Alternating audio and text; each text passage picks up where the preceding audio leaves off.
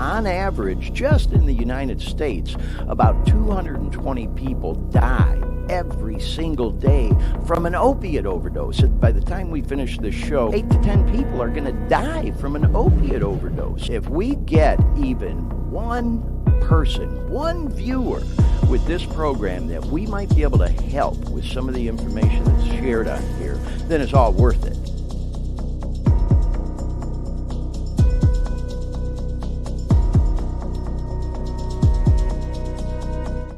Hey everyone, it's Glenn Victor, host for the Dare Me podcast. We are so excited about today's show. I've really been looking forward to this one. This is going to be a special show.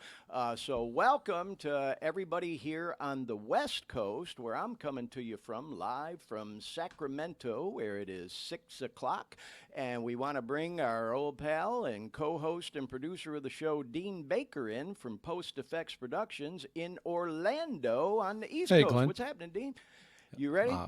I'm ready to go. I know we got a busy show lined up for you, and of course it's 9 o'clock on the East Coast, so we're so happy to have you here with us today, too, Dean. It is June 11th, Sunday, June 11th, 2023, and we are into episode 13 of this podcast. Unlucky 13. I know, it blows my mind, Dean. I can't believe it. Where in the world does the time go? Well, today's episode I've really been looking forward to because we haven't really touched on this topic that in depth yet on the program. We've talked about it, but today will be the first deep dive, as they say, into the topic of enlightenment. And, of course, the name of the show is Dare Me, which, as we've talked about on this program, has a lot of different meanings, kind of like coming out with my recovery, dare me to do it. Which, of course, I've done. We also have these hashtags across the top of the screen. Thanks for bringing them up, Dean. And that's kind of the focus of this show. We talk about drugs, addiction, recovery, enlightenment, and then a real focus on music and exercise. By the way, on the topic of music, we want to say thank you again to last week's guest on the show, musician and recording artist Dustin Warbear. If you haven't seen that show, go back and check it out, and definitely look up his stuff on YouTube and all the things. He's out there on all the platforms. What a talented artist. So thanks again to Dustin for being on last week. So today, our focus will be that hashtag of enlightenment, and we're going to be talking about enlightenment, spirituality, things to that nature, and how it affects people in the recovery community. And so, speaking of the recovery community, I got to bring our guests in because they're on standby, and I'm so excited to have our guests on the show today. So let's start with my old friend and partner in crime, if you will, Melissa Dawn, who's coming to us from Detroit, Michigan. Hi, Melissa. Welcome to the Dare Me podcast. Hi, I'm so excited to be here. Oh, God, are you kidding me? We're so grateful you were able to join us. And I just got to do a brief introduction. Melissa is a life coach and recovery advocate and has over 7 years clean. And, of course, you know, Melissa and I talked about all this prior to the show. And, she's really looking forward to giving some input on the show today. And, of course, Melissa, we're looking forward to hearing from you. So hang tough. We got to bring our other two guests in. We also want to bring in that boy, Steve Lawrence, my pal. And, again, partner in crime from East Side in Detroit, Michigan. Steve also a recovery advocate and social media influencer. Steve, welcome to the Dare Me podcast, bro. Glad to have you. Hey, Glenn, glad to see you guys. Yeah, we are so happy to have you. And by the way, y'all, Steve is very active on social media. In fact, Melissa, I was telling you before the show, Steve's got thousands of followers out there on TikTok, posts those daily inspirational videos. I just love what you're doing in the recovery community, Steve. So we'll talk to you more in a moment as well. And now we got to bring aboard our friend, also from Detroit, Michigan today, my other partner in crime, Shebang Tripathi, aspiring recording musician and artist and student and recovery advocate. Shebang Tripathi, welcome to the show, Shebang. Thank you guys for having me. Oh, Appreciate it. bro, we're so happy to have you here with us. Shebang and I have been on this journey together since I got clean again a couple of years ago. It was 2 years for me in March. And it's just, it's like I say all the time, Shebang has an old soul. And we've developed this interesting bond and friendship. And man, I'm just so grateful to have you here on the program with us today, Shebang. So, anyways, we want to keep you guys on hold just for a few minutes because, in this program, I always like to recap a little bit about what the purpose of this program is. We do have a lot of regular viewers and followers. In fact, man, I can see we already got 7 people watching. We got somebody in the chat here. Hi to Lori T in the chat. Right. But I always like to recap the purpose because even though we're into the 13th episode, a lot of times we get people watching for the very first time. And although we are going live, we do get most of our viewers and listeners with the recorded versions of these programs that get posted after we're done with the show. And we literally get hundreds of people because we see in the analytics and all that stuff. So in case somebody's watching or listening for the first time, want to recap the purpose of the show. Then we kind of touch on a couple things in the news. We'll do a couple shout outs, some current events. And I just want to encourage you, Melissa, Steve, Shebang, you know Shebang because you've been a guest on the show before. You guys are welcome to chime in on any of the stuff I'm going to be talking about till we get deep into our interview about enlightenment and spirituality and all that. Anything. And you know me, I can run my mouth, so you feel free to just jump right in and cut me right off, interrupt me, no problem, So with all that said, Dean, let me go ahead and recap the purpose of this show, y'all.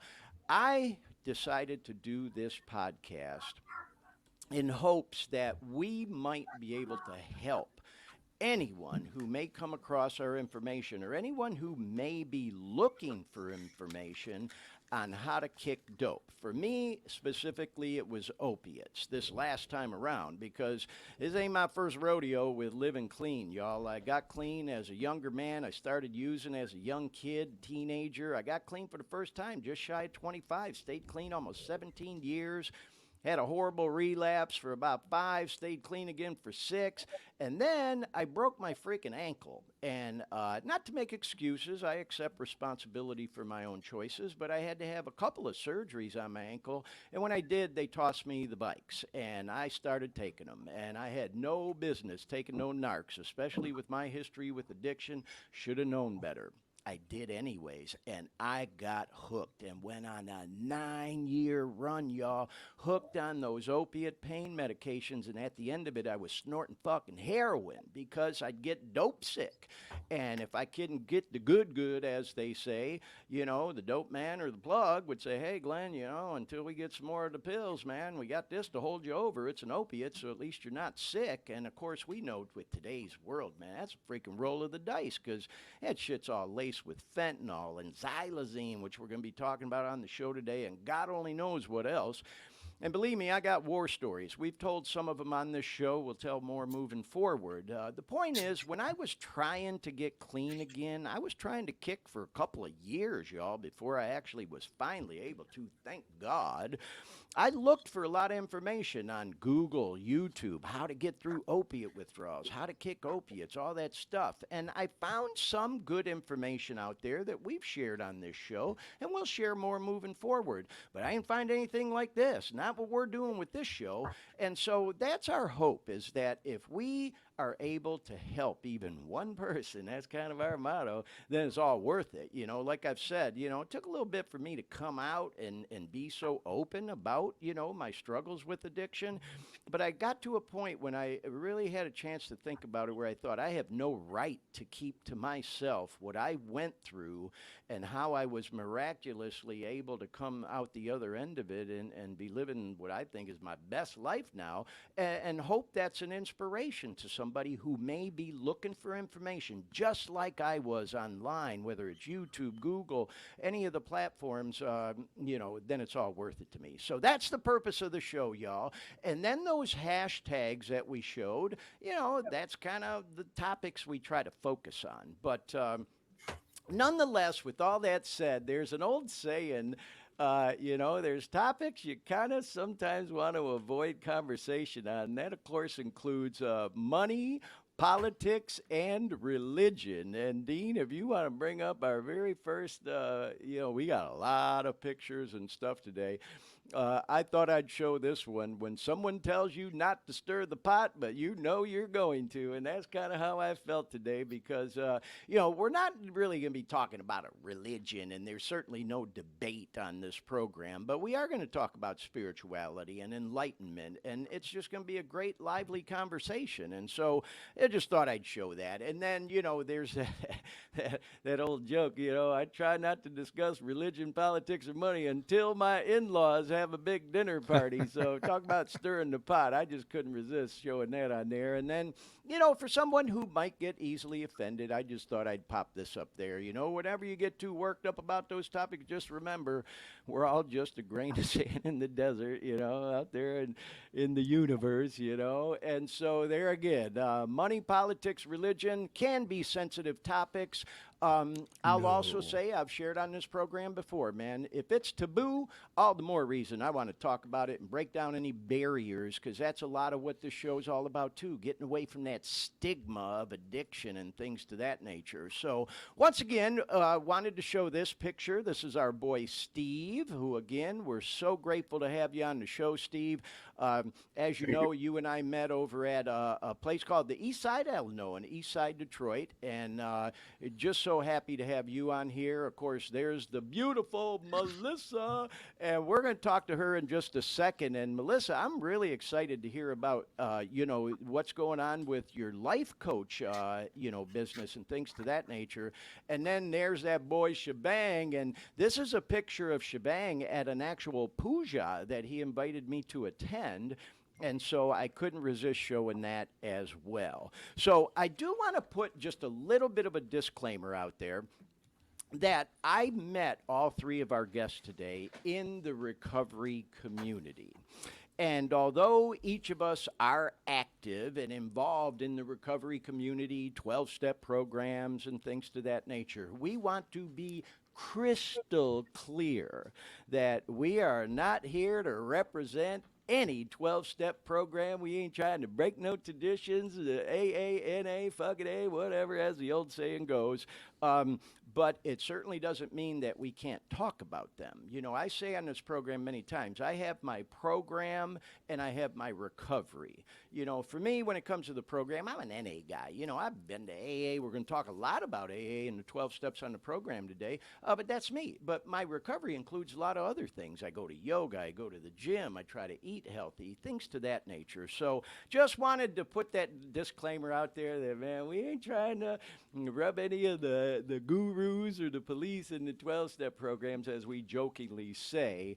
We're just out here recovering out loud. And all the more reason I appreciate all of our guests being with us here on the show today. So now we're going to do some shout-outs. Dean, I lost my slide there. I'm not sure. There we go.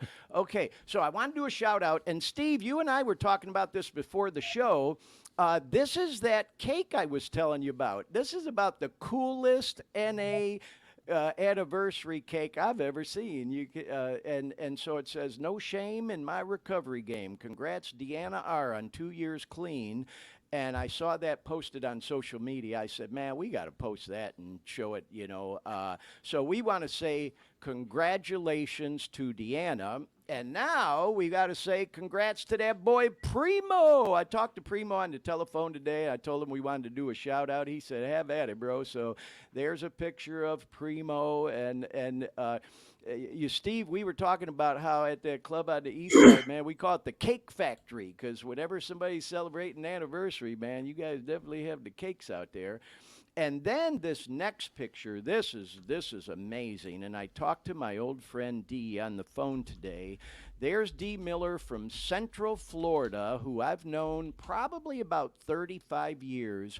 She celebrated 40 years clean this past week, y'all. 40 freaking years. And she is just as active in the program as she, today as she is, been all these years. And she's, just a wonderful, wonderful person, and just wanted to send a shout out to Dee. We were both talking about that South Florida Regional NA Convention coming up in August, and we're both hoping to attend. That's a great one. So, Dee, if you're watching, I hope to see you there soon in August. So, shout out to Dee, and congrats again on your 40 years. So, now, y'all, we're going to transition to the news, and I'm going to try to shotgun through this stuff as quick as I can because I do want to get to our guests, so I appreciate y'all riding along with me on this.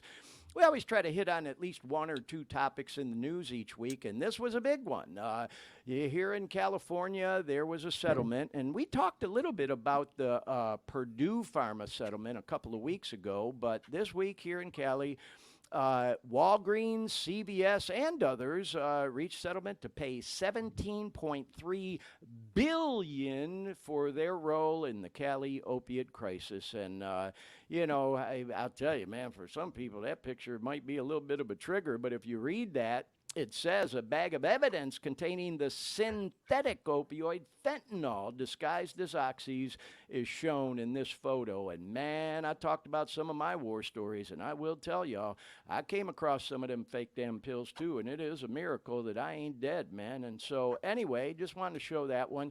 And when we show these news stories, we do try to show different sources because we don't ever want someone to think we're trying to slant the news because there are conservative and liberal, news outlets out there. So this one I thought was interesting because, it states in this little information that, these outfits just, were fueling this epidemic when all the red flags were there.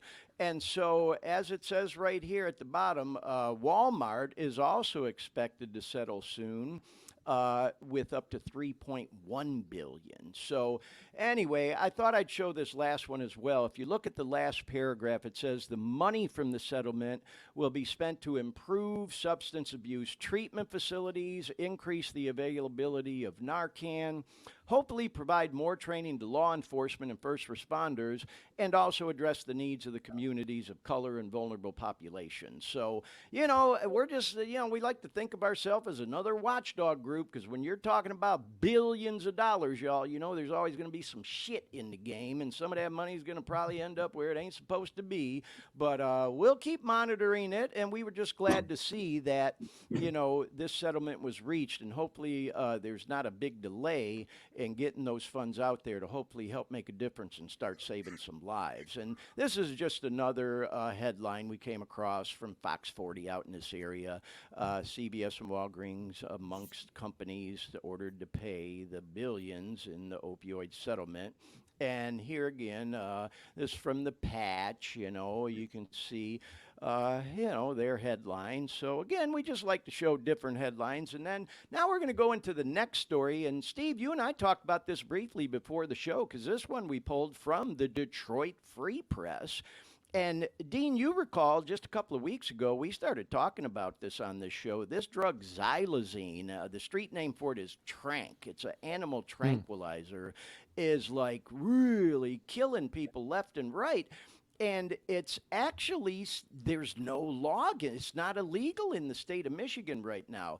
And the Oakland County Sheriff just announced this past week they're finding Trank in 85% of the fentanyl seized now. And it's a deadly additive that the dope dealers are just adding to the dope to make it more potent, because when you're a dope fiend, man, it's like, hey, the good keeps them coming back for more, but it's fucking killing people. So, Now, so they Glenn, did outlaw Trank in Florida. We talked about that on the show a couple weeks ago. It's outlawed now, other than for veterinarians, because that's what it is. It's an animal tranquilizer, but the dope dealers started adding it to the xylazine. So we just want to put that out there, man. If anybody's watching this show and you're still using, don't fuck around with that stuff, man, because, if it's laced with fentanyl and xylazine, boy, you're really playing Russian roulette there, man. Like I said, thank God I'm still alive. So, yeah, here's just another headline I pulled from Detroit. This was WXYZ TV. Same thing. They said dangerous drug legislation introduced to make xylazine illegal in Michigan. And I'm sure that'll probably pass. Like I said, they already made it illegal in Florida, and it's showing up in states and cities all across the country now. It's just crazy how this stuff takes off like that, So Steve, anyway, y'all, we hey, wanted Steve, to didn't you cover have a a couple of question? topics in the news. Now we're going to transition into a couple current events. And I'm shotgunning through this stuff, y'all, because I really want to get to our guests, and I really appreciate y'all hanging tough with us. Like I said at the beginning, we like talking about music a lot on this show, and of course, there's some crossover here. Prince died of an opiate overdose, and we talked about it on this show before, man. We showed pictures of him, like, stalking the Walgreen, riding his bicycle outside. Freaking Prince, And so, anyway, his birthday was just this past week, and they did something cool at Target Field in Minneapolis that I thought was a great recognition. They call it Prince Night. And so just thought I'd show a couple pictures. Beautiful ballpark there. I've never been to Minneapolis. I'll tell you, I'd love to go to Paisley Park. It's kind of the Prince version of, the Elvis Graceland thing. And I've seen pictures and videos online. So just wanted to, talk about that briefly. And now this next current event, we'll get through this and then we're going to get to our guest, y'all. But we got quite a few pictures to show here. We want to say happy anniversary to the program of Alcoholics Anonymous. Celebrated the 88th anniversary of that program this past weekend. And of course, Narcotics Anonymous and all the other 12-step programs, OA, GA, whatever A you pick, all grew out of the 12 steps that were developed by Bill Wilson and Dr. Bob Smith when they started AA. And they say that, they kind of go, this is a flyer, by the way. They have this Founders Day in Akron, Ohio, every year to commemorate this occasion. And this was a flyer where you can see, man, I'm not going to sit here and try to read all that stuff to you, but they have a ton of stuff going on. And every year, about 10,000 people, not just from across the country, but literally from around the world, attend this event.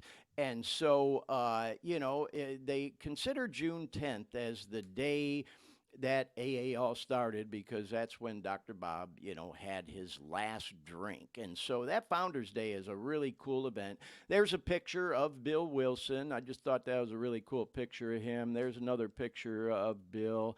That's Dr. Bob. And, of course, there's a picture of them two together. And, everybody thinks of them as old timers. But, hey, man, back in them days, they were people just like us. You know what I mean? And so I always like to – we talked about this on the show before. If somebody's new to recovery or maybe even a person who's been around the program for a long time, if you've never seen the movie – called My Name is Bill W. I can't recommend it enough, y'all. It was one of those Hallmark movies, and it starred, James Garner and, oh, God, what's his name? James Wood is right there on the top, and it is just a great historical perspective of how the whole program started. It really is an awesome movie. Here's a picture of Dr. Bob's house. Now they've painted it. It's not yellow anymore. It's gray. So this is a little bit of an older picture, but it's like this house right in the middle of this neighborhood in Akron, Ohio, and it's like a museum. And the neighbors have embraced it that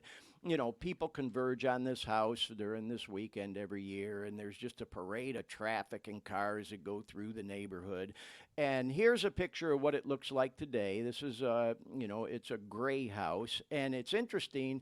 We're going to talk about this in a second. If you count the number of steps that go from the sidewalk to the porch, guess how many it is? Yeah, it's 12 steps, man. So we were there, and buddy of mine, he's like, the original 12 steps, So it's just kind of ironic how that worked out. This is inside. This is the living room. So you see, you can go in there and walk around, get a vibe for the place. This is an upstairs bedroom where Bob and Bill would take drunks that were trying to get sober, and they would literally help detox them in this room. And I don't know if it's still the actual bed, but in this room, and walk them through it and that whole thing. And when you go to the house, you can actually go up there and lay on that bed. We were there joking around, putting our foot on the floor like, oh, I got the spins, man, and it's just really a cool vibe and energy in that house. This is the kitchen, and they have a coffee pot right at the table, and believe it or not, you can actually sit down and have a cup of coffee in the same kitchen as Dr. Bob and Bill Wilson did when they developed and started the AA program. How freaking cool is that? And it is a historic place listed on the National Registry. There's a plaque that's outside of the home. Just thought we'd show that. And they also have this cool rock there with the American flag on it, and it has information all about the house. And so, guess what? If you haven't figured out where I'm going with it yet, I haven't been there for Founders Day, but I have been to Dr. Bob's house and gone through it. And I can't recommend it enough to anybody who's in the recovery community. I say, and we're going to talk about it in a minute, talking about enlightenment and spirituality. The older I get, man, the more I believe in vibes and energy and all that sort of stuff. And when you go in that house, man, you sure feel it. It's almost impossible not to get filled up. So, here I am at the kitchen table having a cup of coffee at the same table in the same kitchen as Bill Wilson and Dr. Bob when they started the program. How freaking cool is that? And then this is a famous picture, painting that's called The Man on the Bed. In fact, Shebang, you remember they have this painted on the wall over at the East Side Alano and a lot of recovery spots around town. And this is supposed to, kind of be, a mimic, if you will, of that picture I showed of that bed. And so this is a real famous painting. That's supposed to be Bill and Bob there working with somebody trying to get sober. And so today, I thought we'd show this real quick, and I'm almost ready for our guests here, y'all, that AA has a presence and can be found in about 180 different nations worldwide with an estimated membership now of over 2 million people. And then, as you see, about 1.3 million of those are right here in the United States. And then I want to talk a little bit now about our topic today, enlightenment and spirituality, because for a lot of people, when they come into 12-step programs, trying to get sober, trying to get clean, whatever the case may be, you'll hear this a lot, that people will say, oh, God, here come all the Jesus people, or here comes the God word, or whatever, man. I ain't in here for all that. I'm just trying to get clean, or whatever. And in the AA program, at the beginning of each meeting, they read this reading called How It Works. And they do in NA or OA or GA and all the others. In the AA program specifically, I pulled this, and it says, without help, it is too much for us. But there is one who has all power, and that one is God. May you find him now. So I thought that was, really interesting to share.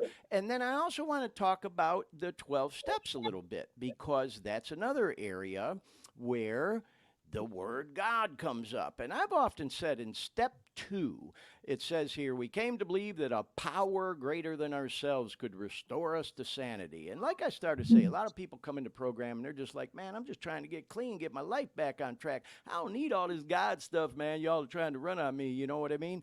But it is a big part of the program. And so in step 2, I often joke around, but half serious say, hey, they're setting us up for the God word, and they call it a power greater than ourselves. And then you get into step 3, and bam, they smack us right in the face with it. We made a decision to turn our will and our lives over to the care of God as we understood him. Now, just want to be crystal clear for anybody who doesn't know. AANA, all the A programs, they're not religious organizations or whatever. It's just trying to introduce people into spirituality, because the sickness can be physical, mental, and spiritual.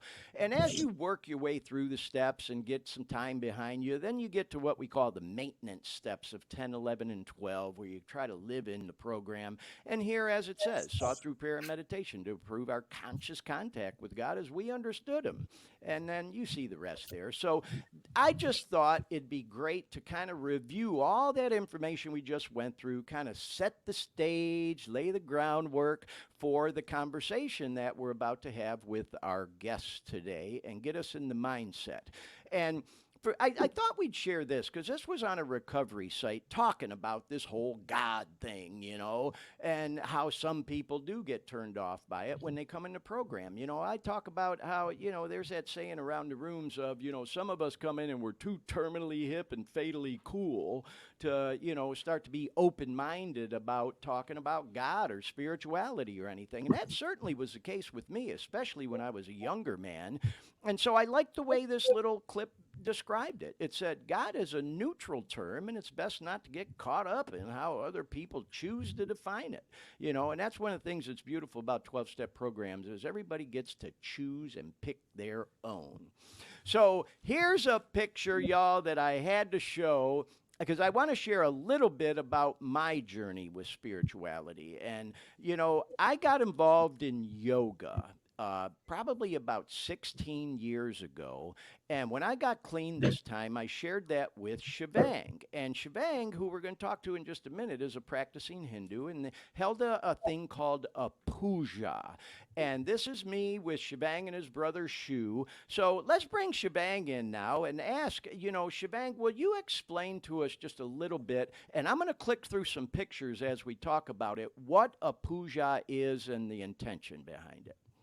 Yeah, so it's kind of crazy because I was taking an exam a couple hours ago, and literally one of the questions asked me to describe a ritual in your tradition, and I described the puja. Now we're talking about it now. I didn't even think that this was going to be a topic until you brought it up, but yeah, it's interesting. But a puja is pretty much, it's a ceremony that people in Hinduism they have when there's any kind of big change coming their way, right? If you get a new house, if you get in a new relationship, if you're about to have a kid, or if you're going to get clean, we held a puja for me when I got clean, and it's pretty much an acknowledgement to the gods that Hindus believe in, and it's asking them for their blessings. And there's a big fire, as you can see in the middle of that picture that Glenn posted. There's a big fire pit, and we send it different kinds of roses and petals and different kinds of offerings. Here, I'm going to go to the next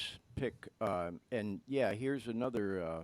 I'm sorry, I didn't mean to interrupt you, Shivang. But... No worries, man. And yeah, it's all just symbolism, pretty much just showing our appreciation to our higher power. Hinduism, for people that see, Glenn defined me as a practicing Hindu, and I joke because for me, I always tell people that I kind of work my own religion or spiritual principles, if you want to put it that way. I grew up in the Hindu family, and in Hinduism, it's a polytheistic religion, which means they believe in multiple gods, right? It's kind of like Greek mythology. There's a god of war, there's a god of death, there's a god of love. And this ceremony is pretty much just to honor and ask for their strength and their love and their blessings and their guidance in the rest of our journeys.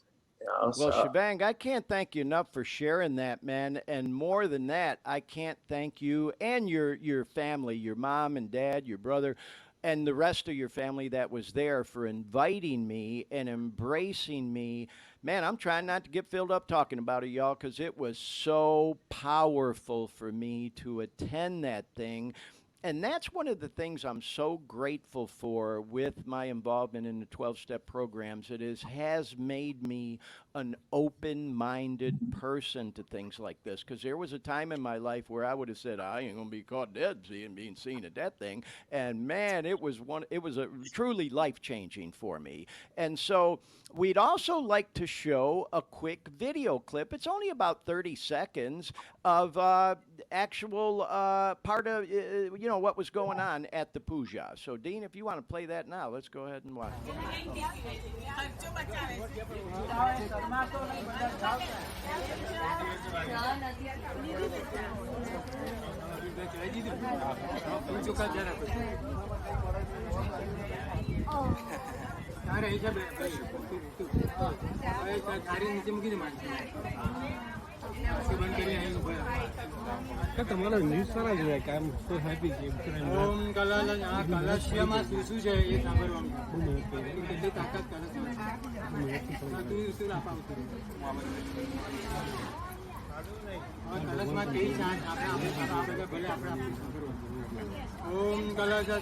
That's standing on the right side with the little orange thing on, orange little capish, whatever that is that he's wearing on his shoulder. He's pretty much, they call him the Maharaj, which means he's like the priest. He's the one that's facilitating, and he does a lot of chantings because, in Hinduism, they believe a lot in mantras. A lot of it is focused on chantings and vibrations that you send out.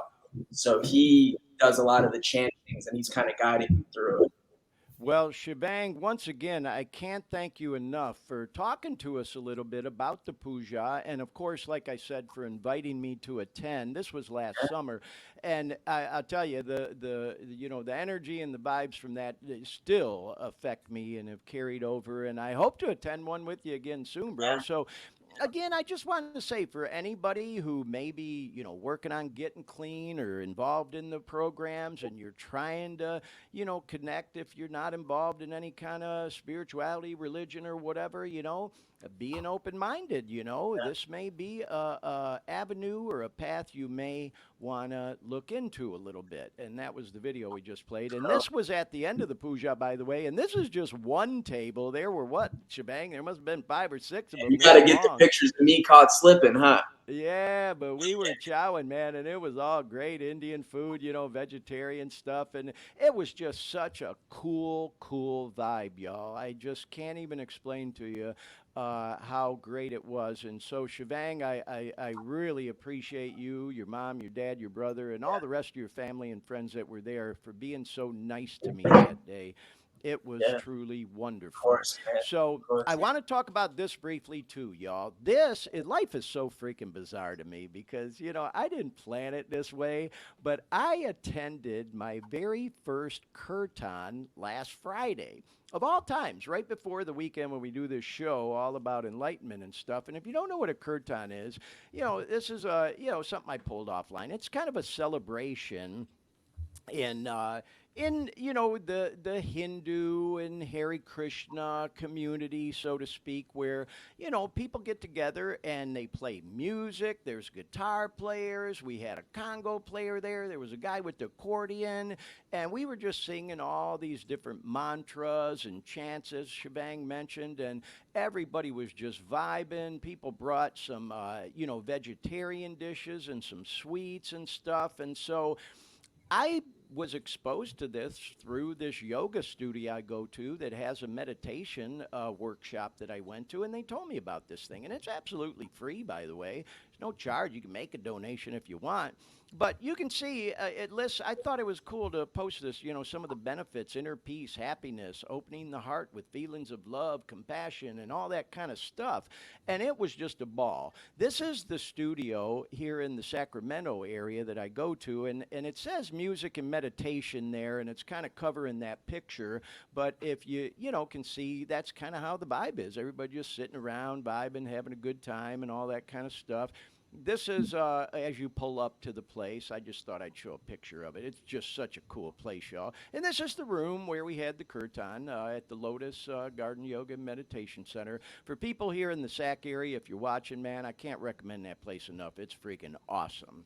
And so we're going to go into this now because I'd like to bring Steve into the program. And Melissa, I'm going to get to you in a second. I promise, girl. Steve, you and I talked briefly about this, that, in recovery, we talk on this show about 12-step programs. We just gave a little bit of a history of AA and, of course, NA we talk about and all that. But we talked about how, we come from a school of, no 12-step program has a monopoly on how to get clean and sober or stay that way. And recovery dharma, I thought, is just such a cool thing. And it kind of ties into, what we were just talking about, but it uses Buddhist practices. And I know you were involved in bringing that to the Southeast Michigan area. Would you talk to us a little bit, Steve, about your involvement with this program and the journey there? So, a friend of mine, when I was actually about 5 years in recovery, I had some people that I was helping through their recovery, and they were doing the work. And what had happened is when I went to treatment, we had a meditation time, and it was one of the few times in my recovery where I left a room and I felt very angry. Right. And I can only address that to the fact that I probably wasn't ready to sit with me in silence yet, So 5 years goes by and I have these men doing some work, and I'm like, how do I tell them to do these things if I haven't done that? So a friend of mine, Gwendolyn, was already practicing refuge. So I started going to a place called Still Point Temple in Detroit, right in the heart of Detroit on Trumbull and Canfield. Right. And I sat through that. And what happened is I had told myself, a lot of other things have changed since you started recovery. Maybe this has too. And when I went there, I found a lot of peace and a lot of joy. But what happened was there was a lot of things going on in refuge recovery that a lot of people in that community were unhappy with.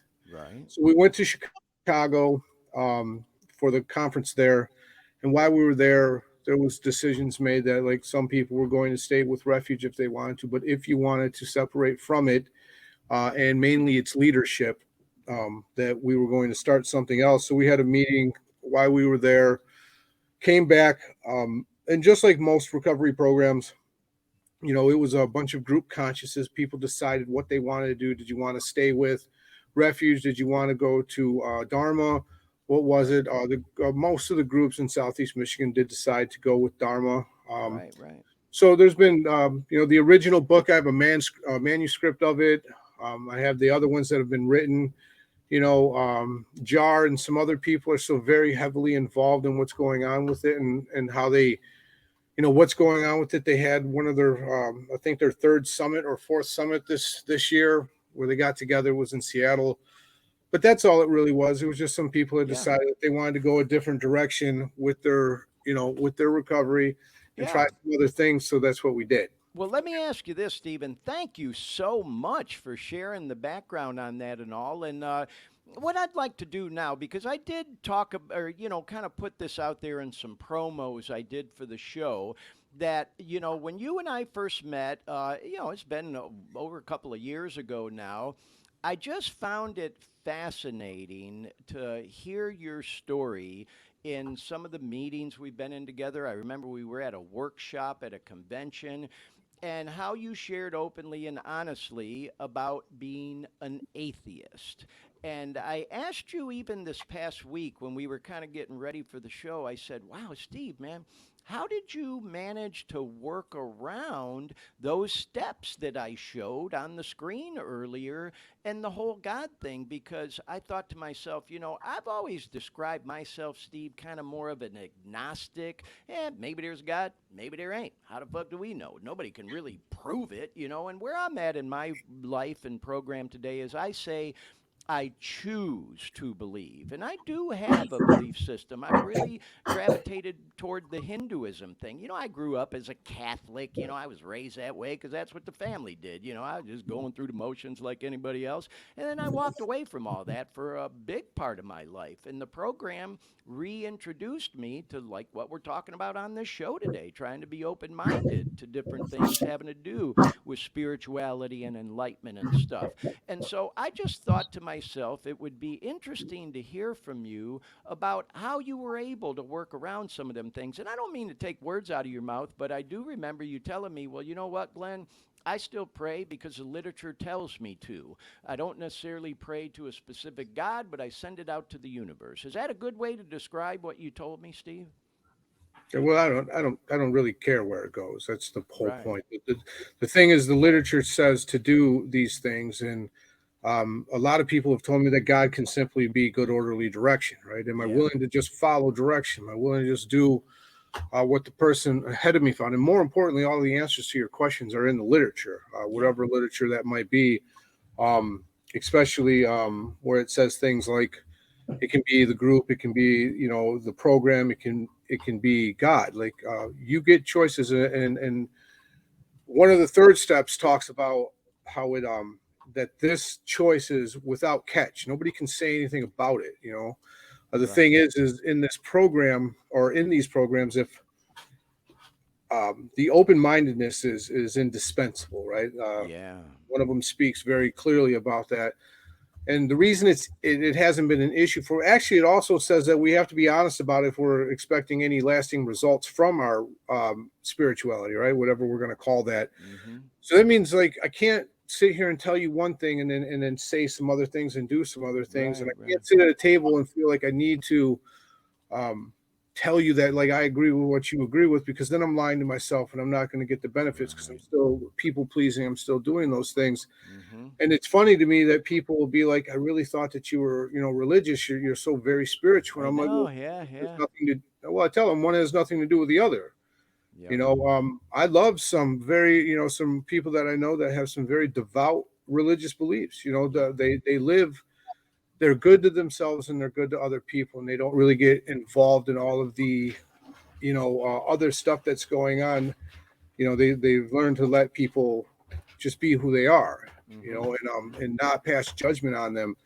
I like when we talk about those things. There's something I've posted many times that says I try not to judge because I too have not lived a righteous life. Right. I have flaws, all kinds of things. Yeah, well, Steve, I can't thank you enough for sharing that with us, and I'm glad you mentioned you posted something, because just friendly reminder to everybody, Steve is very active on social media, and he kind of chuckled when I said, "Where Steve, we're going to describe you in part as a social media influencer," and sometimes we don't even realize it, but you are, bro, because I watch those reels on the daily, and they're very inspirational. You have thousands of followers on TikTok, on your Facebook, I think, has even more followers than your TikTok. And I love watching them. They're just short, quick reels, y'all, with a daily inspirational message. And just thank you so much for that, Steve. And we're going to talk to you more in a moment, because I think that's a great transition to our girl who's been standing by so patiently, Melissa, who also posts inspirational videos on social media. And Melissa, I just love watching them. And I can't thank you enough for being on the program with us today. And I'm just so excited to hear more about how things are going with you, being a life coach, and, a little bit about your journey with spirituality, because not to steal your thunder, but, to kind of help introduce you, we talked a little bit before the program about what your belief system is, and if I can paraphrase and say you're kind of non-denominational. Is that a good way to describe it, Melissa? Yeah. I mean, I would say I am a very spiritual person, kind of like what Steve was saying. My beliefs have like changed and grown and evolved so much since I started my recovery journey. Like, I actually came into recovery and got involved in a Christian church and Christian groups. And, for the first little bit, that was kind of where I was finding my place. And, It was helping me grow in my spirituality. And there was a point for me that just, I found that wasn't where I felt that I was supposed to be. And just through following the signs and following my intuition, following my higher power, I kind of was led to what are my spiritual beliefs now, which is, I still call God God, I still pray, but for me, spirituality, God is an energy, a force, a power in everything around us. It's in nature, it's in the animals, it's in us, it's in energy. And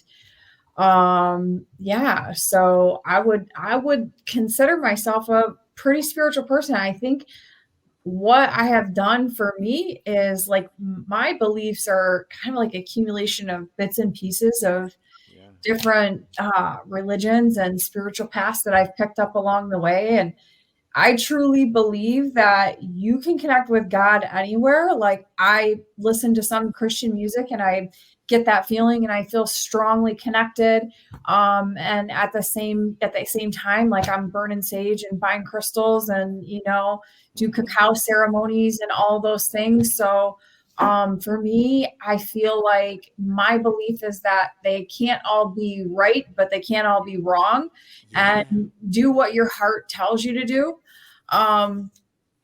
I would say that like my spiritual beliefs and my spiritual connection is strongly what led me to coaching because, I was like involved in the program and I'm still involved in the program, but, I found myself feeling like I was missing this piece of, following my purpose, Right. and I literally just kept praying for God to show me the signs. And this was something that kept coming up. I love mentoring women, specifically women who are, coming from addiction history and overcoming trauma and abusive relationships and all of those things, because I know the path to like empowerment can be a struggle when you have these backgrounds. It can be a kind of a confusing path.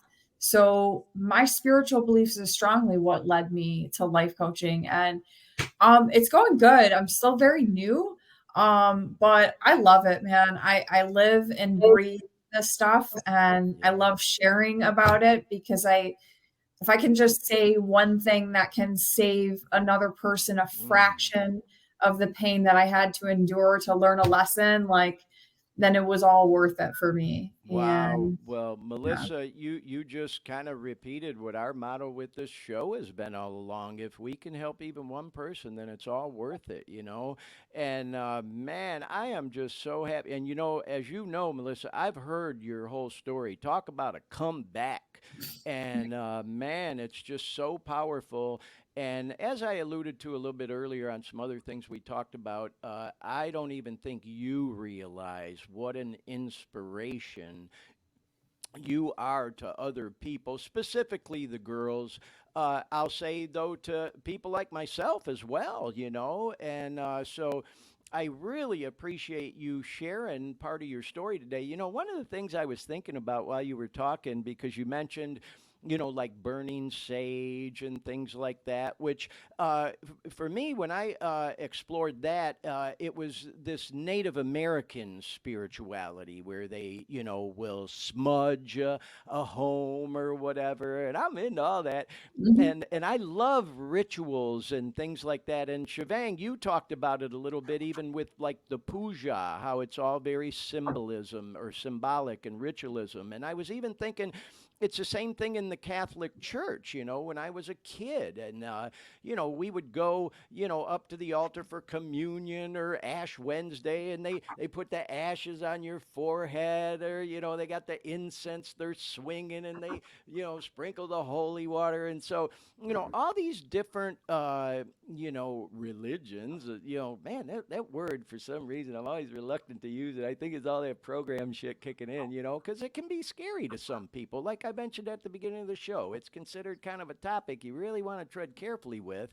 And, like I said, we're not talking necessarily about religion on the show. If that's been your path and that's what you found, hey, man, more power to you. We ain't here to judge nobody on this program. One of my favorite sayings is, do you. Whatever's working for you. And, all the more reason I just can't thank all three of you for being on the show today, because you each bring a different perspective. Shebang bringing the whole Hindu perspective, Steve bringing a perspective of atheism, and now being involved in helping forward this Dharma recovery program, which is kind of based on Buddhism. And then Melissa, you sharing about, just kind of a non-denominational journey and vibes in the universe and energy like that, because that's where I'm at, man. That's kind of my whole thing, because like I said, y'all, it's been a struggle for me. And I want to say this, y'all, because I've said this on this program before, and I said it again today, and I just really want to reiterate. I don't ever want to alienate anybody on this program. Now, I joked around about money, politics, and religion. And politics, that is one topic I will not get into on this show, because, man, people can really get their button pushed quick on that. But the statement I've made is, like, sometimes people will come to the meetings and all they want to do is get clean. They don't want to hear about no God, no nothing like that. And sometimes you'll hear people say, oh, God, here come the Jesus people, all going to pray over me and save me. And I just want to reiterate, I didn't mean that in any negative way, y'all. If it might have, offended somebody, didn't mean it that way at all.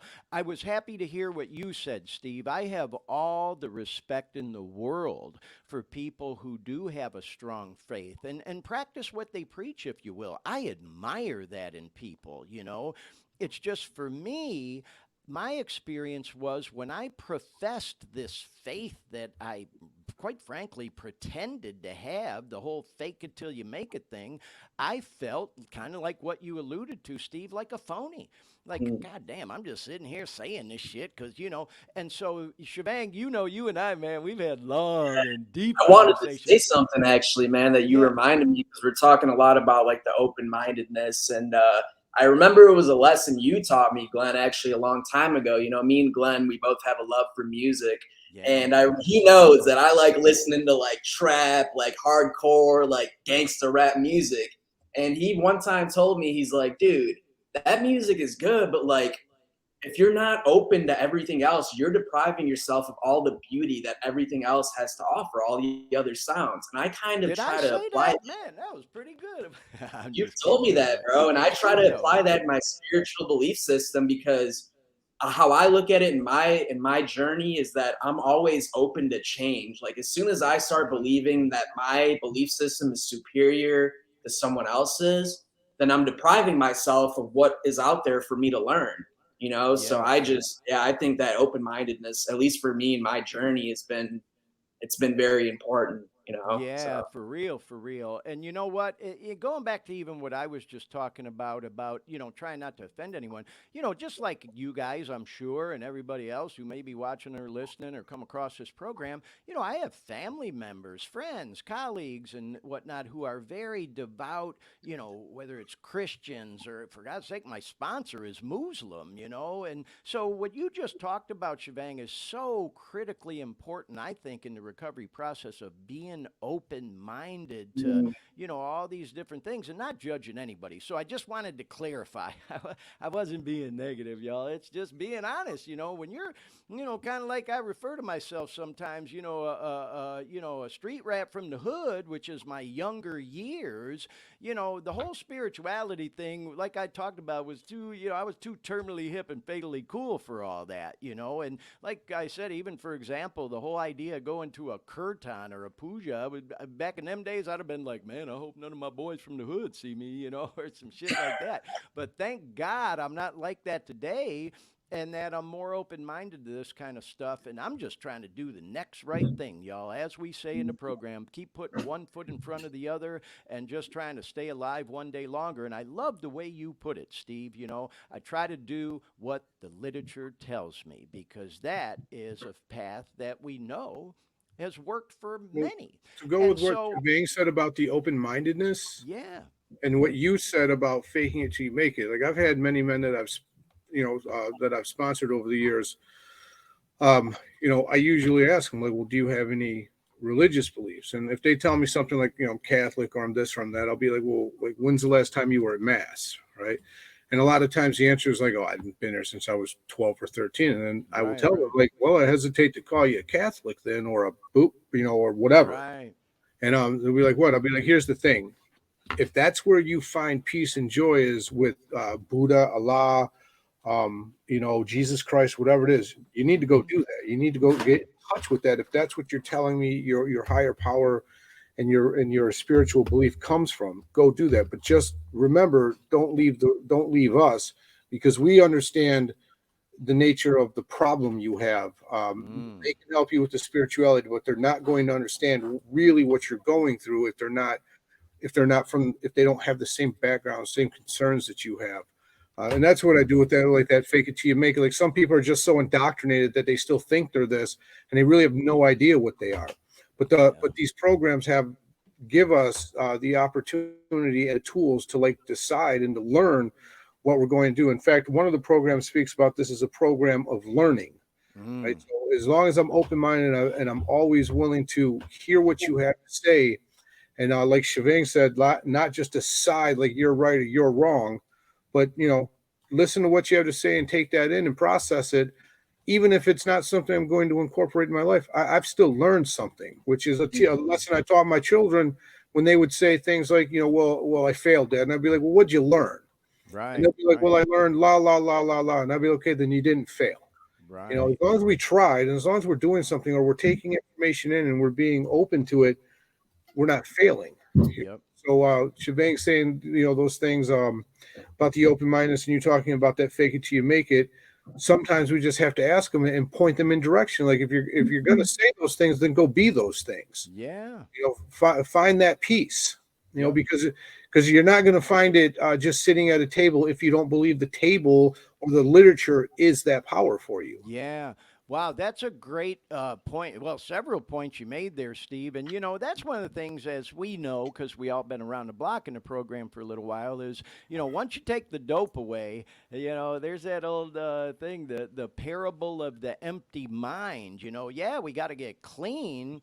After we do, though, if we don't try to make some important changes, how you going to stay clean? I've said it on the show before, and I know y'all have heard it before. There's that old saying, any old asshole can get clean. Send them to detox. Send them to treatment, kick in your sister's basement like I did, whatever. But how you going to stay clean? And so this whole path of enlightenment and Glenn, can I cut in there and say not even whatever term, whatever program uses, sober, clean, whatever. The real question we need to ask ourselves is, how are you going to recover? Yeah, that's even how are you going to change those things? Because what we end up with is people in the rooms that don't do the work and they're miserable. Yes. And that to me is far worse than saying God or Jesus or Buddha or Allah or whatever it might be for you. It's far worse to have that terrible attitude and you're telling people at the table, well, I've been this or that for 20 years, 19, 30 years, and you're miserable. All of these programs, whatever they are, 12 steps or otherwise, offer you a way to recover and to find peace within. Steve, that is such a great point, and I'm so glad you brought that up. It reminds me of an old friend of mine, that boy Louie. A lot of y'all from the Motor City will remember Louie. He lives in Orlando now, but he used to say all the time to me, Glenn, what are we recovering from? And so, Melissa, I think this is a great transition to talk with you again, because you mentioned, in your journey of doing the life coaching thing, you're working mainly with girls, I'm assuming, and not just on getting clean and things to that nature, but you mentioned even, for example, abusive relationships. And, I know even myself here, I'm a grown ass fucking 61-year-old man, and I'm still processing shit that happened from my childhood. The longer I stay clean, this shit comes up, and I'm like, where the hell did that come from? I thought I put that to bed a long time ago. So what Steve just said, I think you'd agree is important. Once we get clean, a lot of things start to come up that we're covering from in addition to getting clean. Is that part of what you're doing with the whole life coaching thing? Yeah. I mean, so like I said, I'm still fairly new in the life coaching field. Right, But right. I certainly don't intend to necessarily coach women who through getting clean. I Mm-hmm. think my vision is that, just like you said, when you come into recovery, right, you have this opportunity. I call it an opportunity. It's a necessity to Mm-hmm. start working on some of those issues, right? Right. Because and that's where spirituality really comes in too, because they always say, like, you can't fill the God-sized hole, or I don't remember what the saying is, Right. I know um what you mean, though. yeah, I mean, my vision is to work with women to overcome some of the barriers that we have, that keep them in the way of really essentially living their best lives, right? Because I mean, I believe you have to treat the human holistically as a whole, like mentally, physically, and spiritually. Like, Mm-hmm. I can't be eating like shit and kicking the dog and expect to be happy in my life. I can't Right. have all of these like super heavy issues and not being address them and expect to have peace in my life. And whether you're using the 12 steps or whether you're I just, for me, that work has been so, so, so imperative. And Right. so, yeah, I mean, I know, I had to really overcome some, um, issues with belief and identity in terms of like being on the path to what I call, like, I don't know, freedom, really, Mm-hmm. you know? Mm-hmm. Um, and so that's my vision for the women that I want to work with, the women that want to work with me is, we won't, overcome those barriers and Yeah. see these people um without judgment and with love, and Mm. to let them know that they're not alone. Because I know, when you have these issues, when most women who are overcoming addiction have had issues with sexual trauma and Yeah. You hear physical that a lot. abuse and abusive relationships, and a lot of times those beliefs are so heavy and so strong that we're navigating our life through these goggles essentially, Mm-hmm. and you need help to take the goggles off. You need help figuring out what these beliefs are and where they came from in order to change them, so you can identify as a different person and essentially have a different life experience. And for me, like, that's all a part of being connected to, I don't know, that which is greater, God, you know. Wow. Wait, didn't So I tell you, y'all, that she's amazing? Melissa, everything you just talked about fucking blow my mind. So I can't encourage everyone who's watching or listening to follow Melissa on, all the things, platforms. She's on Insta, Facebook, whatnot. And she has her Insta handle there if you wanted to reach out to her about potentially working with her as a life coach. And you know what?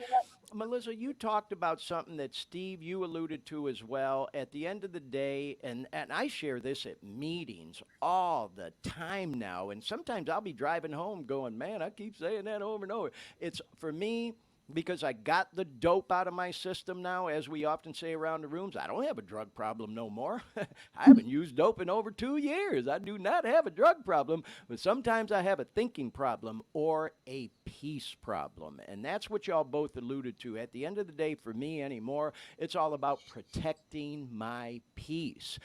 And, what were you going to say, Melissa? oh no, I agree, man. I feel like I have worked so hard to have an experience peace that, like, Yes. the gloves are on at all times. Like, I am Yeah. just not willing to compromise with that. I'm not willing to Yeah. jeopardize that. So yeah, I agree. Well, I'm glad you did. And we say on this show sometimes there's an old saying, it was attributed to like Winston Churchill preaching to the soldiers during the war, but he would say, when you're going through hell, keep fucking going. You'll come out the other side.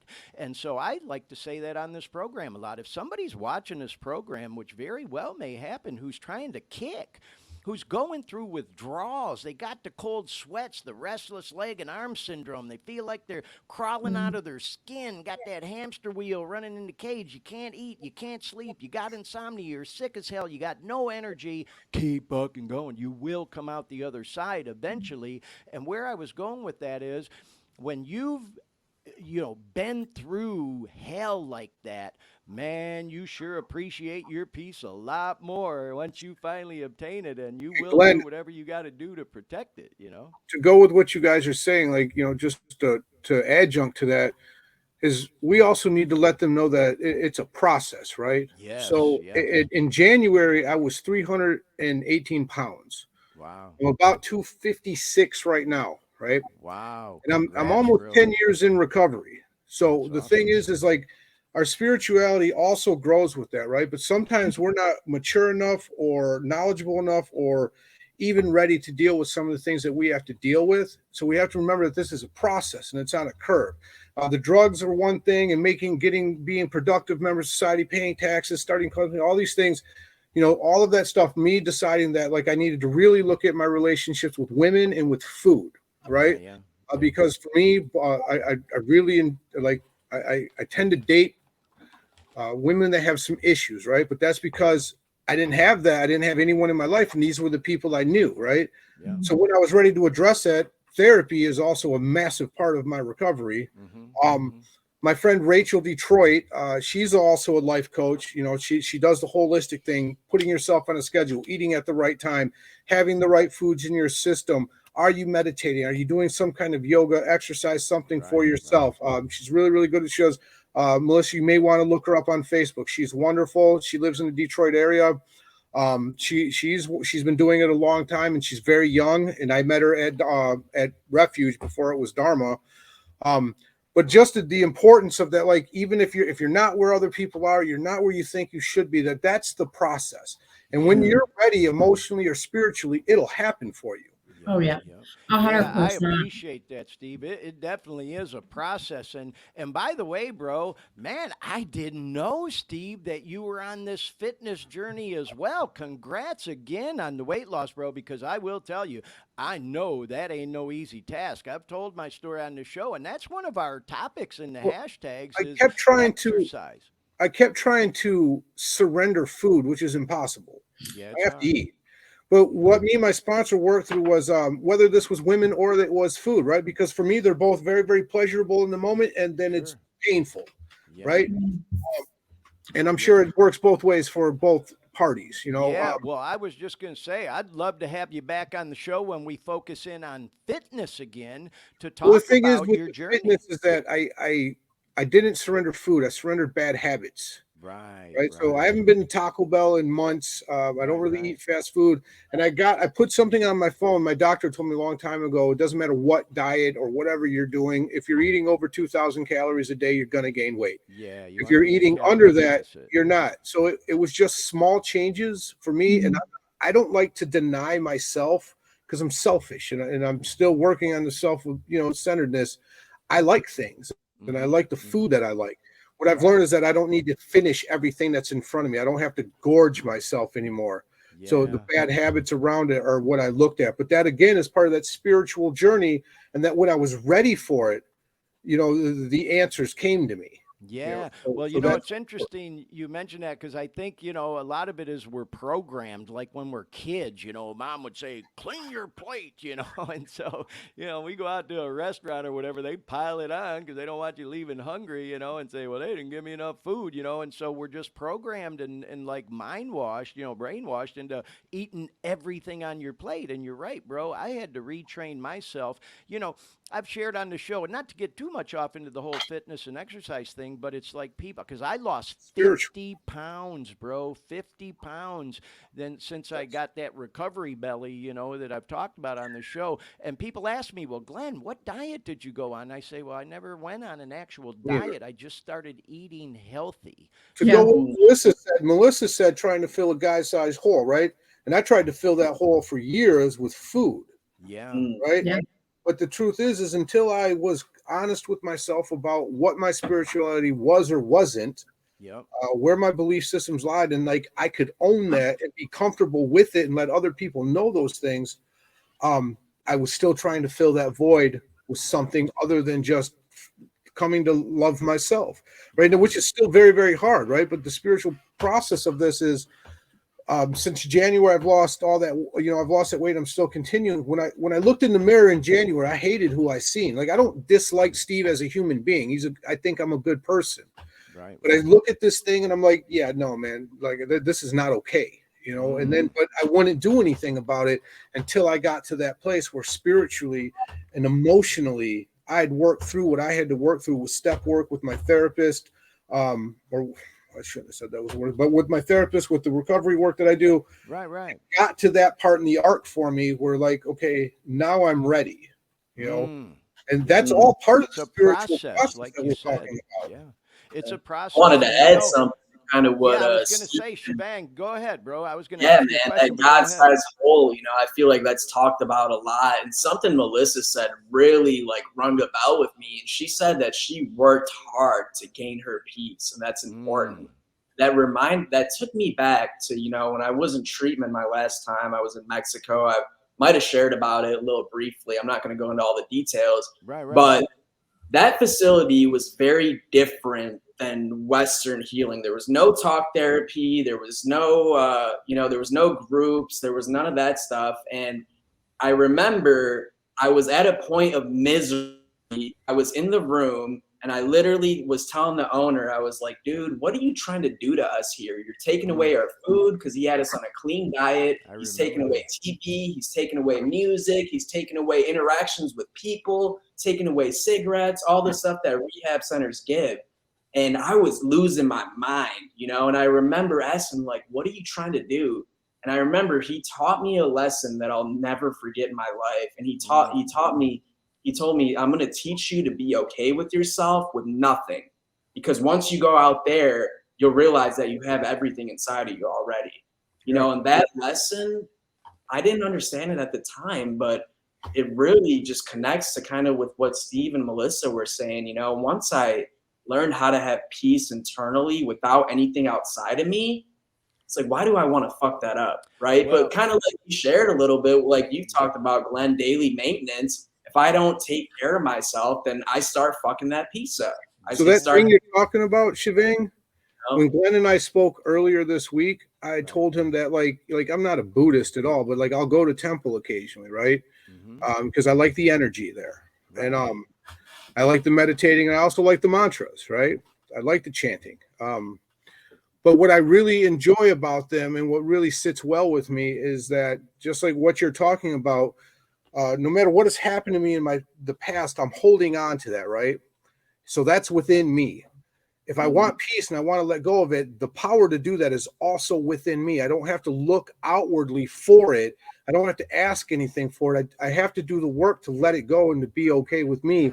And that is one of the, amongst all the other precepts that they have, but like, it's just one of the things that I enjoy about that. And I would assume Hinduism is close in that philosophy, because they're very, very close in what they are. One is taken from the other. A lot of crossover. But it's just a wonderful thought for somebody who doesn't have that kind of belief system. My belief system is spirituality. It's the principles of the program I'm a part of and how I live my life. I tell people all the time, I live my life righteously because I want to live a righteous life. I don't need anything else. So the peace comes from the work I do and not from anything else. And that's just for me. So like I said, and that's part of that process is what Glenn said earlier, still praying, right? And people are like, what are you praying to? I'm like, it doesn't matter. It literally, even if it's meaningless, I was told that this is what I should be doing. And if I want the benefits of the program I'm a part of, I have to do what they asked me to do. If not, I'm working Steve's program, and we all know what kind of trouble that gets us into. In my program, I can do whatever I want, and I do devious things when I'm left to my own devices. So Speaking of that, Steve, and I don't mean to interrupt you. I'm telling you, this is how my sick mind works, y'all. I'm listening to all of y'all and enjoying this, but there for a moment I was thinking, God damn, if the four of us would have got together when we were all still using, man, it'd have been a big old mess, wouldn't it? Because I know y'all's stories, but, Yeah, but I would have done anything I could do back then to fit in with you, so it wouldn't have mattered. I don't do anything you wanted me to. As long as you got some drugs or some money. Yep. Isn't Yeah, that sure. I'm all of those things too. And you know what? That's a good point, Steve, because, as you guys, I'm sure all know, when you're, staying clean for a while and people have started to develop some trust and confidence in you again and some respect that you're actually doing this thing, you're staying clean, you're involved in recovery. Sometimes we'll get asked for advice or just input like, hey, what's that NA thing all about? What's that AA thing or whatever the program might be, Dharma, recovery, whatever. And one of the things I always tell people, Steve, you just alluded to, is that please don't cheat yourself and judge any of the 12-step meetings or any group you might go to by the first one or by the first group of people, because it's so eclectic. It's like you kind of, again, alluded to, we partied at Park Place and Park Bench, and when you go to meetings, it's the same thing. You're going to meet people that are in the rooms from Park Place or Park Bench, and so our sick thinking when we get clean can judge us right out of the room like, oh, I ain't as bad as them people or them sick ass people. I don't want to be associated with them. So I tell people all the time, if you're going to try the meetings, just keep going back, and eventually you'll find one where you feel right at home and fit in, or a group of people that you can relate to. But it doesn't always happen right out of the gate. And what happens is, this is where the comparison comes in. Like you said, man, when we're getting loaded, whether it's at the dope house or at the bar, sitting next to somebody you don't even fucking know, if you're getting loaded together, you don't give a fuck, it's somebody to use with. And then we come in the program and we'll start, becoming a little righteous and judging people, saying, oh man, I'm better than them or whatever. And it's like we can cheat ourselves. So I'm glad that you talked about that, What's that old story of, if you're judging everyone, you're worried about what they're doing, take a glass of water, a full glass of water, and walk around the room and try not to spill any of this filled glass. And when you get back to me, they get back to you and say, so what was everyone else doing? They're like, I don't know. I was watching the glass. It's the same thing. Watch your program. Watch what you're doing. Because I try to explain, like, I hear people talk trash about all the programs, all the meetings, all the time, especially my home group. But I tell them, like, I'm like, who did you put around you? I'll hear them talking about, but my experience hasn't been one of those. My experience was one of love and kindness, but I was very discerning about who I went to, who I let near me, because we forget that in these rooms, we are dealing with the sickest people mentally, emotionally, and spiritually on earth, and we expect them all to be, very honed adults, and they're just not.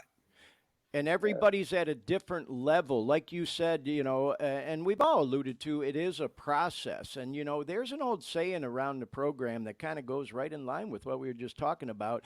And I know you have all heard it, that some are sicker than others and some are sicker than most, So you do get people from all walks of life and at different levels or places in their recovery. You got people like that girl D we talked about at the top of the show, celebrated 40 years clean this past week, and then I'll go to a meeting and be sitting next to somebody at their first NA meeting. They're at a totally different place, and so it really is a process, and I really appreciate. I like what you're saying, Glenn, with the process. Like, add to what you and Steve are saying. I think one of the beauties of recovery is the freedom to see what works for you. Like Glenn and I are very close, we're like brothers, and we talk a lot about our journeys.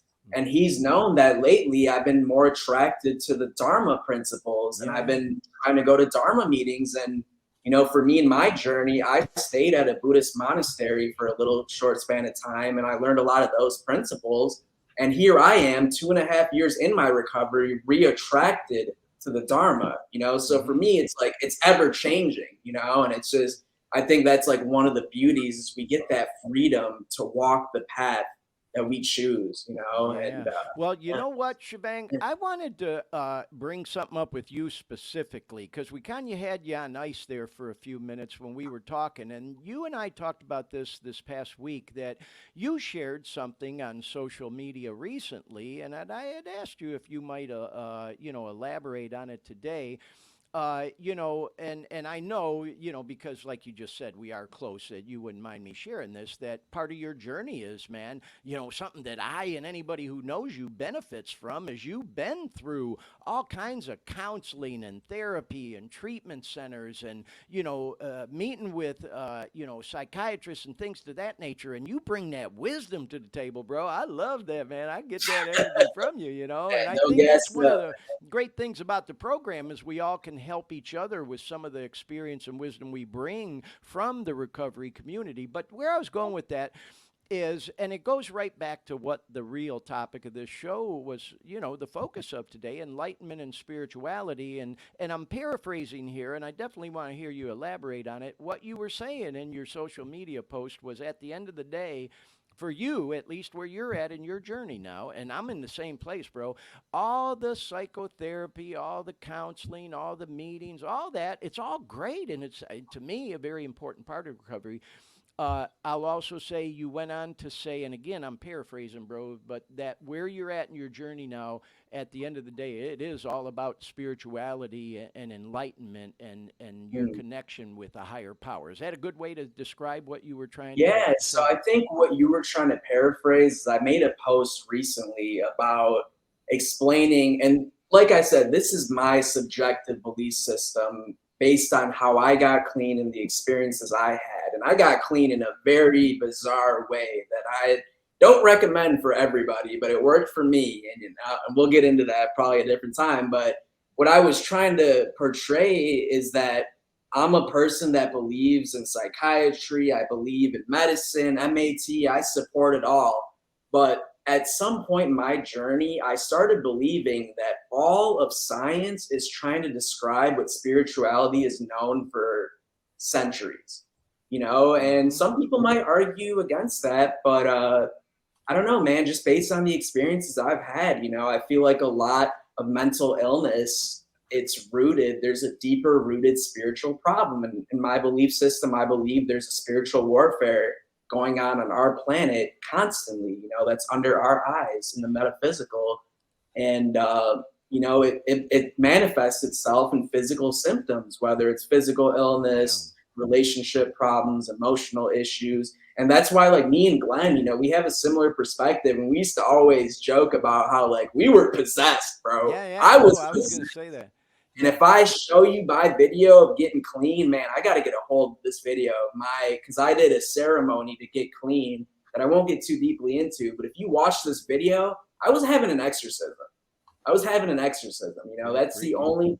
only thing that makes sense. You know, and I think what I was trying to portray in that video is like, dude, when there's people out here sick and suffering, we want to ridicule them, we want to judge them. Oh, here he goes again. He's doing his BS. But at the end of the day, in my belief system, a lot of these people aren't themselves, bro. Like they're Yeah. possessed by some kind Well, of entities, you Shebang, if know? I may, thank you so much for sharing on that. But yeah, you're right, man. In fact, I'll say, y'all, boy, this took a lot for me to do this, but I did a show. I don't know what episode it was. If you go back on, you know, and look through them, they're all on the Dare Me YouTube channel. You just click on the videos tab. Every episode is there. And I did one where I showed, which is really popular in the Recovery Out Loud community now, it's kind of trendy. I showed all these before and after pictures. And some of my before pictures are pretty rough, y'all. I look at them pictures and I think to myself, I don't even know who that guy is. And so what you were saying, Shivang, is true. I truly felt like I was possessed, man. And I remember, you know, I've shared this on the program before, but I'll say it again. You know, I flew to Detroit. Most people leave Detroit to get clean. I was living in Central Florida and I went back to Detroit to get clean. And I went to my sister's house because I didn't want to go back into treatment. For some reason, I just didn't want to. And she let me come there and stay. And I kind of kicked in her basement. But when I first got there, I'll never forget it, man. That night, we're standing in her kitchen and I'm running my mouth, going off whatever the hell I was going about. And she just kind of interjected and she goes, you know what? Shut the hell up. I don't know who you are, but you are not my brother. I want my brother back.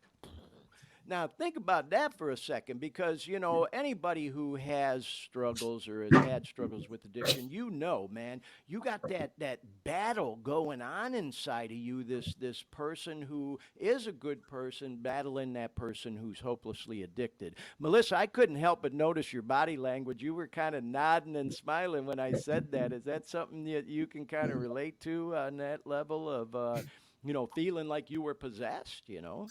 Yeah, I mean, my spiritual beliefs, you know, I mean, everything, and I try not to get too deep into it, but everything is energy. Everything holds a vibration. And when we are using and we are drinking or we are sick and sad, we are vibrating at a very low energy, which makes us Yeah. more susceptible to lower entities. So, Mm-hmm. yes, like I very, very, very much believe that at some point we are open to darker energies. And Yep. yeah, I mean, for me, like having that spiritual belief was, it's not necessary. I want to make that clear. Like I Mm-hmm. think you can absolutely get clean without having, you know, a spiritual understanding or relationship Sure. with a higher power. But for me, it was crucial. It was imperative because I had to have something to hold on to Right. pull me out of that dark, because I truly, truly believe that I had, whether you call it, you know, whatever you want to call it, if you want to call it a lower power, a lower energy, Yeah. Satan, whatever you want to call it, it's still going to Yep. be what it is. Um, the disease, you can think of it as the disease. Mm-hmm. For me, yeah, I mean, that force was very strong, and I had to just like keep reaching up to something pure and something white and Yeah. something. Well, you know what? That's the perfect place for me to interject. And I can't help but, mention that you just used the word white, because we're going to watch a video in just a moment here. And it's a testimonial that Bill Wilson, Bill W., one of the founders of NA, did before he passed away. And, you know, not to sound like a history buff or whatever, but the fact of the matter is, he was the guy that was the catalyst for getting the 12-step program started. And part of his story is he does say that he felt like he was led to getting sober and developing the 12 steps with Dr. Bob by some type of higher power, God, whatever it may be. And he talks about that in this short video clip we're going to show. It's not very long, but I thought we'd show it on the program today. Before we do, though, I wanted to mention, because, you know, you mentioned, Melissa, you know, things like, you know, a lower power or Satan or the devil or whatever you want to call it. And I haven't even acknowledged we have had a very, very active chat room today. And so I just want to do a couple quick shout outs. I want to say hi to Lori again. We got Wesley in the chat. We also have Kelly in the chat. Who else? My God, we got so many people in here. We got Dennis in the chat, Naja in the chat. So anyway, thank you to everyone in the chat for participating today. And also, it looks like we still got about 15 viewers watching us live. So thank you and welcome to everybody who's been watching the show. Again, as I say, you know, we get most of our views and listeners on the recorded version where we get hundreds, but we always love when people chime in live. So I want to say hi to all of y'all. Now, Dean, if you would, can you bring up the next video that I had ready? And again, everyone, to preface it, this is Bill Wilson, and he's sitting with his wife, by the way, who was the catalyst for getting the Al-Anon program started that Nar-Anon's based on and all that, which is kind of for families of the person who's recovering. They're recovering from it from a family perspective too. So you'll see a little clip of her in there. It's not the best quality because it's old school, but you'll be able to hear it. So. And then I remember crying out,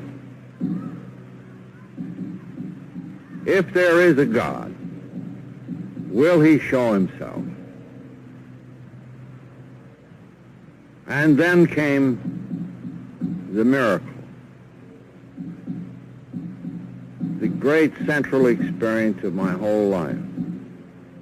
The room instantly lit up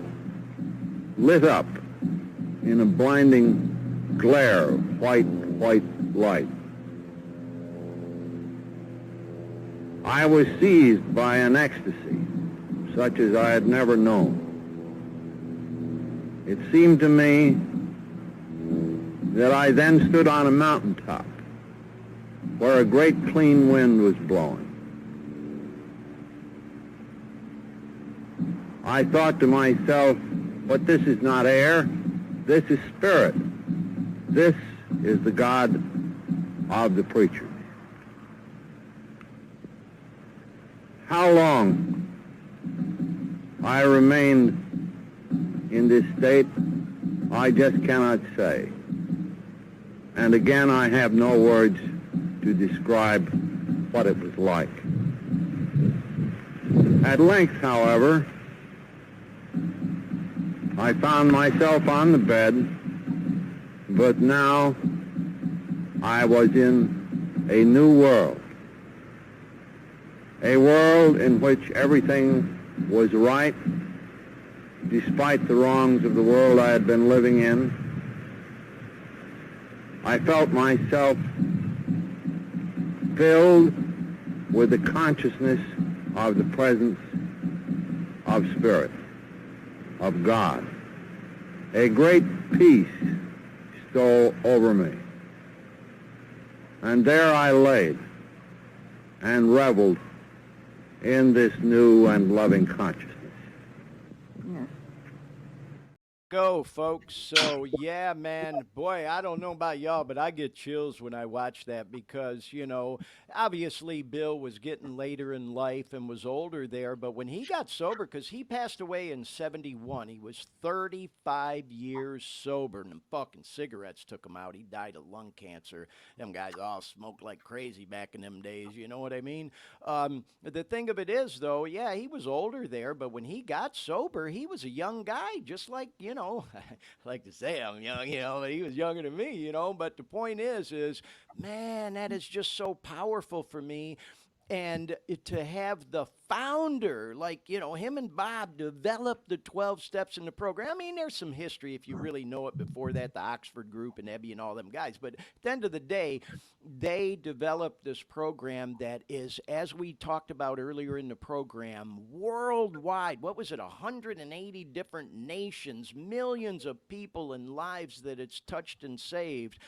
And here it all started with some stockbroker from New York and a doctor in Akron who got together over coffee to bullshit about, God damn, man, this booze is fucking killing me, man. I need somebody to talk to. And they found out just by two drunks talking to each other, they were able to help each other and stay sober. And then out of that grew the other 12 steps programs like NA, OA, GA, and all that. And, you know, at some point in time on this show, man, you know, because like I say, y'all, I go to AA meetings if I want to, you know, and I love their, you know, singleness of purpose, and I can adapt and, you know, relate to the people there. I'll also say for me, I go to NA, I feel right at home. You know, that's what I am. I'm more of an NA guy, but I can go to any 12-step meeting and adapt to what their, you know, main purpose is. The point I was going to make is, for those of us that know, in the NA program, there's a real rich history as well with the guy who's ordinarily considered the founder of NA, Jimmy K.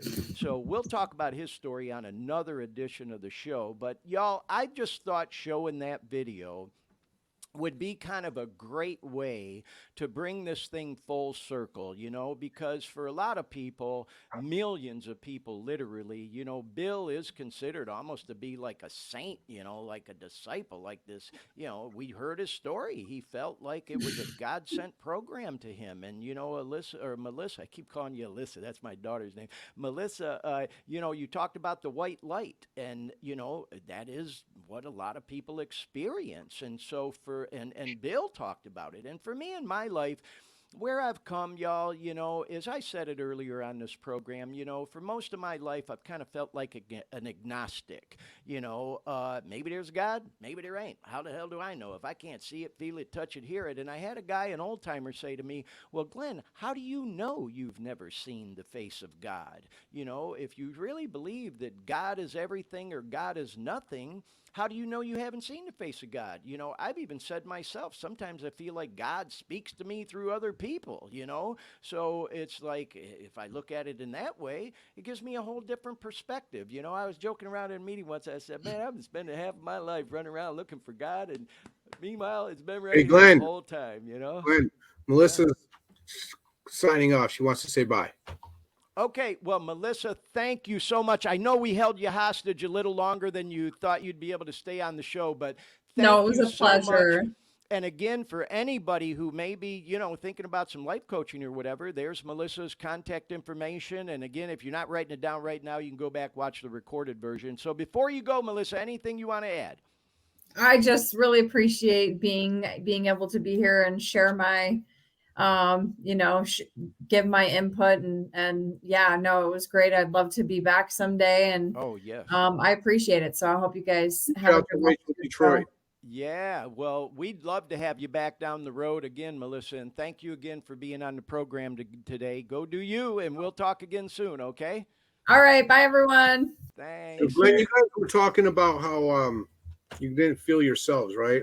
Yeah. And there's literature that speaks to like the substances turned us into somebody we didn't want to be. And I kept thinking about that because like no matter how good I've been or how bad I've been, like being out there, I was somebody I didn't want to be, and Right. recovery has allowed me to really start to find that person.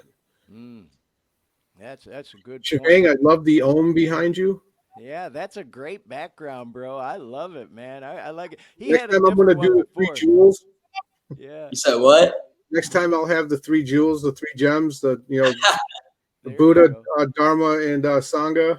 Sangha, yep. I love that one though, Shebang. You gotta stick with that. Well, hey, Dean, it looks like we have a little time if we can. I always try to end the show on a little bit of a humorous note, and I'm sure the same with you guys. We're active on social media. You can't help but see all these kind of funny memes people post all the time, and so throughout each week, if I see ones that make me chuckle or whatever, I'll capture it. And we've been making kind of it part of the show each week. We show a few of the funny ones. So, Dean, if you want to bring up, we just got a couple. I can't click because I don't see the screen right now, but there you go. So this one I thought was funny. Whoever told me to leave my car at the pub and take the bus home, turns out I wasn't in no state to drive the bus either.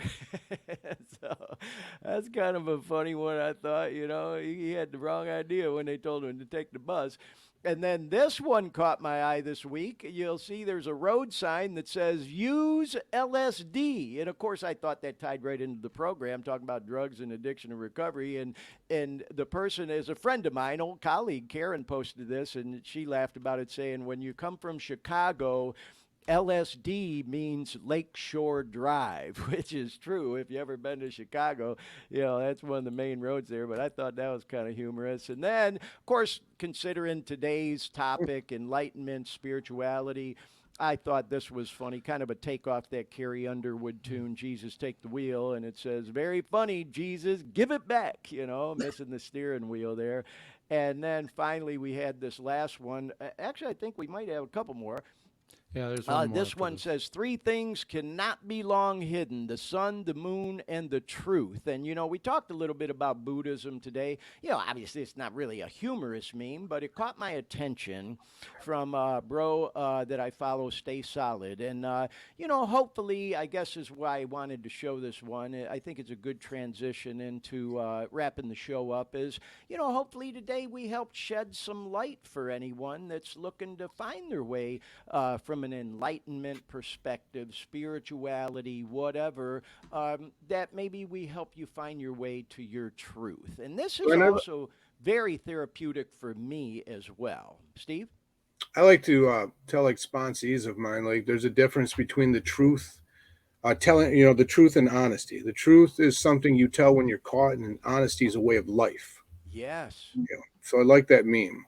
Yeah, well, I'm glad that you said that, bro. It makes me feel even better about showing that. Well, hey, guys, I cannot thank you enough, and I'm sure I'm speaking on behalf of all our viewers and listeners, too, for y'all being on the show today and participating in the program, because like I said out of the front end, and it worked out even better than I could have possibly imagined, that we didn't want to turn this into any kind of debate, which we didn't. We just wanted to have a lively discussion from different perspectives. Here we've got, a guy who's a practicing Hindu. We have someone who's an atheist, but, is open minded to things like Buddhism and going to temple and stuff. We had Melissa, who's a non denominational person, but does pray and is, very spiritual from an energy and vibe and universal perspective.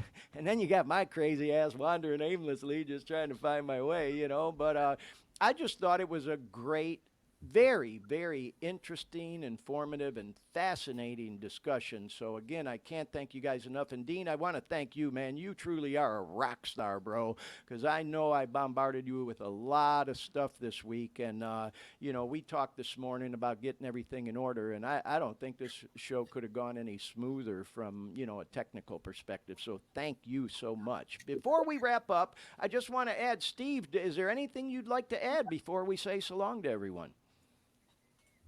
Just if people are out here seeing this or listening to it, right, give yourself a chance. Whatever you choose to do as your program is yours, and remember that it's a process, and life doesn't stop doing what it does. You're still going to run into problems. Things are going to happen, but as long as you don't use anything, you'll get through those things. And love others and love yourself.